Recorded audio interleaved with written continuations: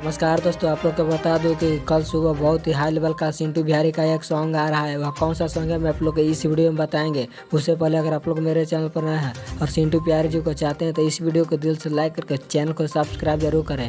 तो बिना समय लेते हुए इस वीडियो को स्टार्ट कर देते हैं। सबसे पहले मैं आप लोग को बताना चाहता हूँ जो सिंटू बिहारी का कल सुबह सॉन्ग आ रहा है उस सॉन्ग का टाइटल रखा गया है शादी करब पसवान से।